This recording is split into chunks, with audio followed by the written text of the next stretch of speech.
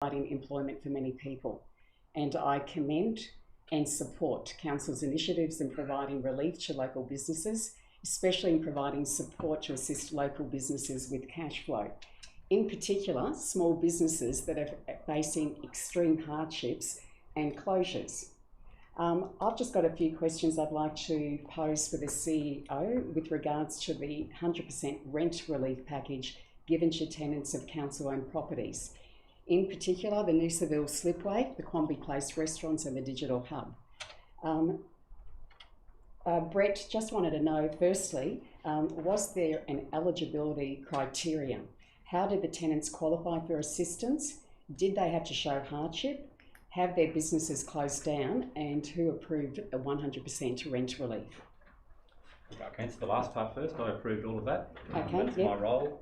So these are all of the commercial leases that we looked at across the Shire. Yep. So we didn't go and say, are you partly closed or not closed or whatever. We had a look at, and those ones in particular were restaurants. So those restaurants were closing at the time. Yep. So we just looked at, were they closing? Can we give rent relief? Can we get some immediate support out there?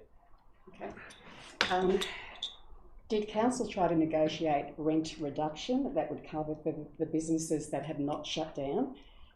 Did you consider wavering to account for, say, 50% of the reduction in business, or even look at a rent deferral that the tenant could cover over the period of his lease? And if not, did council attempt to negotiate some community benefits for the 100% rent relief? I'm talking in specific businesses like the Noosaville Slipway. Short answer is no. We decided we were going to give 100% to send a symbolic message to all of the landlords in town, but that only applies through the 30th of June. So the council can look at what they want to do beyond the 30th of June, but that was a full rent relief from the 1st of March to the 30th of June. Okay. In relation to the Quamby Place restaurants, can you firstly explain what land council actually owns and leases out to the restaurants and tenants? I've driven past, and the only public or community land that I can see is a park that's owned by council. Is that correct? Yeah, that's correct. It's actually the park. If you're looking at Quamby Place, sort of towards the river, yep, where the restaurants come out onto the right-hand side, that's actually on parkland, and there's commercial leases on there for those. I can't remember what year they were put in there. It was quite a while ago. Okay. I'm thinking 8 years ago, and they've been there on a commercial lease since that time. Okay. So I'm a little bit confused, Brett. Why were these restaurants allowed to lease parkland and the waterfront restaurant was denied a permit to use some community land adjacent to their restaurant for an event? There seems a little bit of inconsistency there. Can you please explain? Not today, because the issue on the agenda today is about the issue of what relief has been applied to COVID leases. So the question about whether or not the leases at Quamby Place are different to what occurred at Waterside Park is not a matter for the agenda today. Okay. In regards to the Digital Hub, I'm a little bit confused again as to why rent plus outgoings have been waived 100%, given that this is a community-run facility, and would it be more suitable for state funding or a grant? Again, can you please explain? Sure. So these are commercial tenants we have at the Digital Hub who are paying, whether it's a permanent lease, where they might lease a particular area, or they might have a monthly subscription where they come in and use the facilities on a monthly basis. That facility is effectively closed. So as the commercial landlord, we made a decision that we would waive those leases or lease payments from the 1st of March through to the 30th of June. Anyone else? Anything else? I would just like to take this opportunity, Brett, to thank you as the Chief Executive Officer and undertaking the hard work and commitment that you demonstrated while undertaking the responsibilities of that role.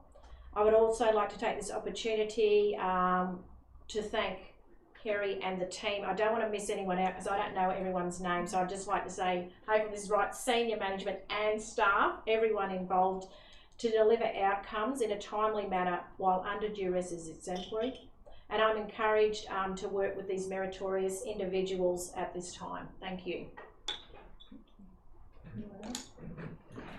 I'd just like to undertake to thank the CEO for taking on the role at a difficult time when through an election process and through a period of non-support by council, where we've had to take the responsibility upon his own shoulders to make these decisions. They can't have been easy, and they would have been challenging, I dare say, and we'll have an opportunity to review those in due course as the 30th of June comes nearer and through the budget process.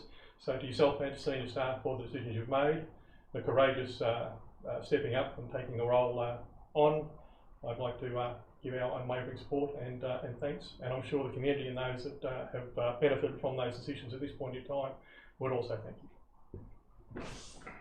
Thanks, Ray. Yeah, I'd also just like to, I think Councillor Stockwell, Finzel and Lawrence and Joe nailed it in terms of their thanks and the debt of gratitude we owe to the staff. It's been an enormous undertaking, so I'd also like to publicly show my thanks for that. The report notes that the full financial implications of these actions are not fully comprehended yet, and that they will be the subject of a future report. It will be a public report for councillors to consider and ratepayers to consider. I'd like to ramble the question: will this be part of the upcoming budget process, or will it be subject to? Will the report come up through another meeting round? Mr. CEO. There's probably two components in terms of the financial implications. One is the financial implications on the current year budget, so the 1920 budget, and we're still trying to work those out. And this report is only a very small part of that. As I said in the report, it's not intended to cover all the financial implications, because there are other financial implications as well. For example, you know, the loss of revenue from the caravan parks, the aquatic centre, the J, things like that. So we're still trying to work through to see what that's going to be, with, you know, loss of ticket sales and all those sorts of things. So as we work through our financial reports, which you get a financial report every month, that information will start to flow through that.